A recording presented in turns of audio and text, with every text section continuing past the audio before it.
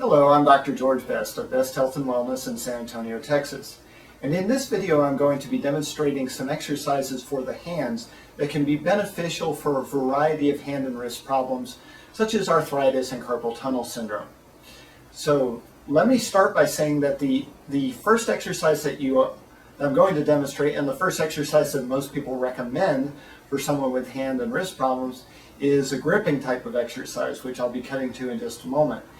And I want to start by saying that I don't recommend doing a grip strengthening exercise for most people.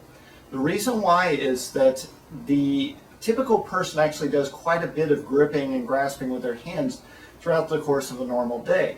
The muscles involved in gripping are usually quite strong, and in fact a lot of times people start to develop hand problems because their grip strength is maybe getting a little bit too strong and things are kind of pulling forward in the hand, and you're getting tightness in those muscles that are preventing full range of motion in the joints. This leads to problems such as arthritis. So for those people who have are on the extreme ends of the spectrum, those who need a lot of hand strength for certain activities, such as perhaps a massage therapist who has to do a lot of really intense work with their hands, maybe somebody who's a rock climber, they need extremely strong fingers for that activity, or for people on the other extreme end of the spectrum where they are extremely weak for one reason or another. For instance, somebody who may have had a fracture in their hand and wrist have been in a cast, they may have had a lot of muscle atrophy, and for them, then doing the grip strengthening exercises are definitely a good idea. Other people who fall into this category may be somebody who's older and just has been very inactive, and they've lost a lot of muscle strength just plain old due to inactivity, and they may be having difficulty doing things like opening jars or something like that. In those cases, then yes, doing the grip strengthening is a good idea. But for anybody who's in between and they're just having some problems with stiffness in their hands, maybe some carpal tunnel syndrome, I don't really recommend doing a lot of grip strengthening exercises. There's some other exercises that are much more beneficial that I'll be showing you on this video. For the grip strengthening exercises, you don't really need anything special. I'm actually just using a rolled up pair of socks for this demonstration, and I'll show you a couple other things that you can do if you like. But you don't need anything special. What I do recommend is you choose something that's equivalent to what your hand strength is. This would be kind of a medium strength type of exercise using a rolled up sock. If you're very weak, if you don't have much strength at all in your hands, then you could use something like maybe a damp sponge. Just a regular kitchen sponge will work just fine. A Nerf ball, those types of things work really well for people with really weak hands, or maybe a piece of foam rubber or something like that. But the grip exercise is very straightforward. You probably already know what to do. You're just going to grasp whatever object you're going to use. You just want something that's got some give to it, some squishiness to it, and you're just going to squeeze and release. So squeeze and release multiple times. A lot of people say, well, how many repetitions should I do? Well, what I recommend you do is, if you're trying to really strengthen up these muscles, you want to actually get to the point where you feel just a slight burning in the forearm area and the muscles in the front of the forearm. So as you go, and that may take anywhere from a few repetitions if you're weak, up to maybe 20, 30, 40, 50, or even more repetitions if you're stronger. So you can just use whatever you're using will also factor into how fast it takes to develop that burning in the front of the forearm.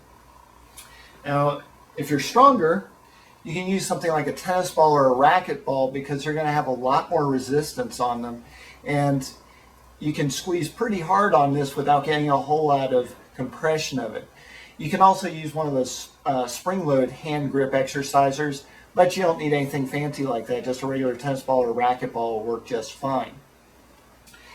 Now, one of the things that you can do, regardless of how much resistance you're using, is you can either do just a straight squeeze with the whole hand type of activity, or you can actually squeeze one finger at a time. And this will actually give you a lot more strengthening overall, I think, in most cases, than just doing the general grip because there's a tendency to use the stronger muscles when you're doing it the whole hand at the same time. So if you individually squeeze, you'll get quite a bit more of an effect in your grip strengthening exercise. Okay, and as I said, there are a lot of cases where people are actually getting too much strength in the grip muscles of the hand. And what's happening is those muscles are becoming overly tight, and they're not really getting a whole lot of movement through the full range of motion of the hand. They're moving kind of in a limited range. They're never really getting the hand spread apart.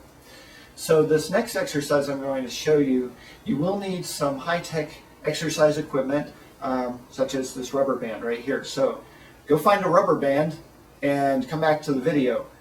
Now for this next exercise, as I said, you'll need a rubber band to do it.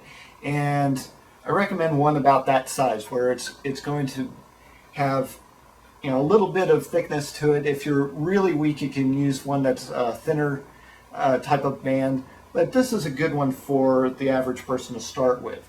As you get stronger, you can actually double over the rubber band, or you can get those rubber bands that they use for holding broccoli stalks together in the grocery store. You can get your high-tech exercise equipment and get some healthy food at the same time. So what you're going to do is you're just going to slide the rubber band over the ends of your fingers, just like so, and you're going to spread your fingers apart slowly. Now the rubber band may have a little tendency to roll on you, and a lot of times if you go too fast, it will actually go up onto the hand like so. So you want to be slow and steady with it so that you don't have that rolling, and even then it will roll somewhat, as this one's wanting to do on me.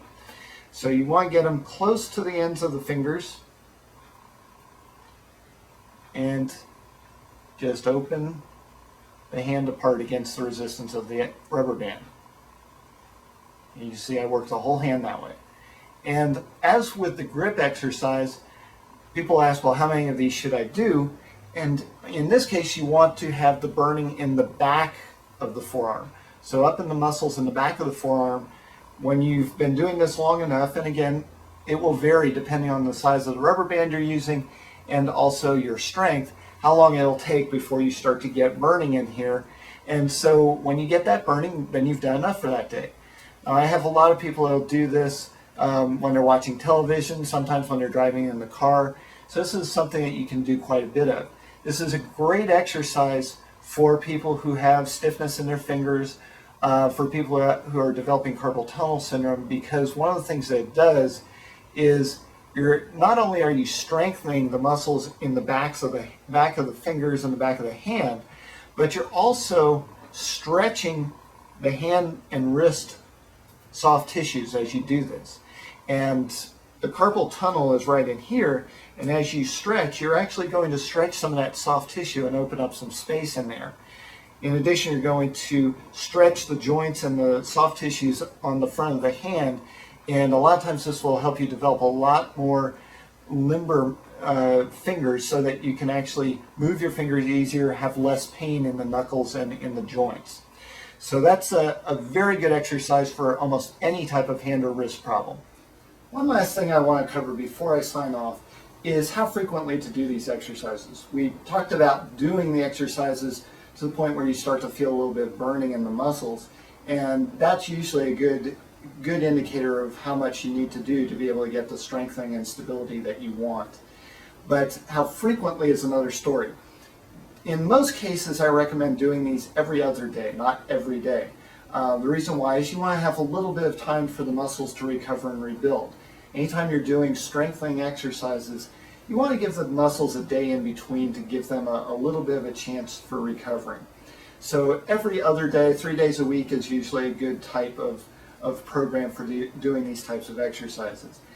If you're involved in an activity on a daily basis where your hands are really getting a lot of work, and especially doing gripping activities, then I would actually recommend doing that hand extension exercise with the rubber band on a daily basis to kind of counter the effects of what's happening just with your normal activities. But other than that, in most cases, I would say 3 days a week, every other day is the way to go with these types of exercises.